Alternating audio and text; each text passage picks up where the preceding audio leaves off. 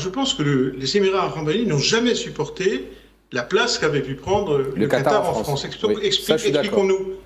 Et le Qatar intervient beaucoup en France, Oui. mais il intervient en investissant.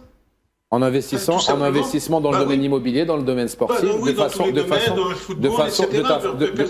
de façon tout à Personne ne fait peut reprocher au classique. Qatar cette forme d'intervention dans la société française. Exactement. Et il intervient. On a même d'ailleurs, à un moment donné, eu une disposition de la loi fiscale spéciale pour le Qatar. Bon, Par Nicolas Sarkozy à l'époque. les Émirats, c'est tout autre chose. Les Émirats interviennent toujours sur la question des frères musulmans.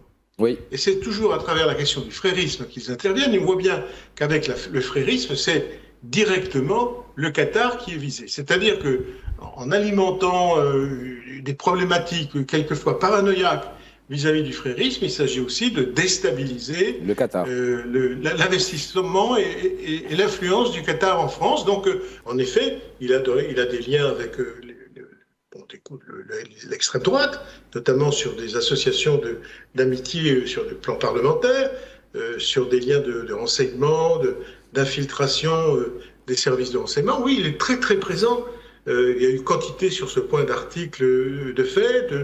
Et il est actif, il est intrusif dans la vie politique française. Mais quand, par exemple, quand Éric Ciotti, qui va se présenter pour les municipales de Nice, est subventionné par rapport à sa campagne électorale, où il se photographie reçu par l'ambassadeur quelques semaines avant les élections municipales, est-ce qu'il n'y a pas une ingérence justement des Émirats arabes unis par rapport à ces élections municipales un peu partout, et surtout à travers le Rassemblement national et l'UDR, l'Union des droites de Éric Ciotti? Parce que Éric Ciotti, lui, est un voyou connu des services français. Il est connu et reconnu pour être un voyou, Éric Ciotti, puisqu'il a de moultes affaires en justice pour abus de biens sociaux, dilapidation de deniers publics, j'en passe et des meilleurs. Donc, d'après vous, quel est ce lien étrange?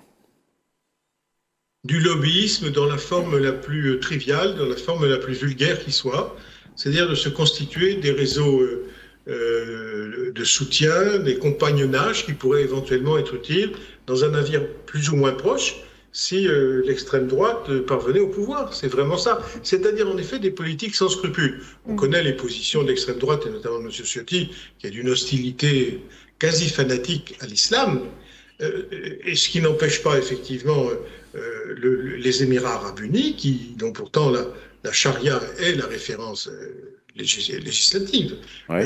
de financer. C'est assez extraordinaire. Et ça, je veux dire, il n'y a aucun scrupule. Et quand j'utilise le mot voyou, c'est parce que ça peut être sympathique, le mot voyou.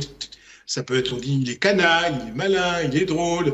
Et pas du tout, là. C'est une absence totale de scrupules et un opportunisme absolu. Et donc, en effet, avec l'extrême droite, ça peut être en effet une source de financement qui peut être tout à fait importante. Et d'ailleurs, l'exemple de M. Ciotti le démontre.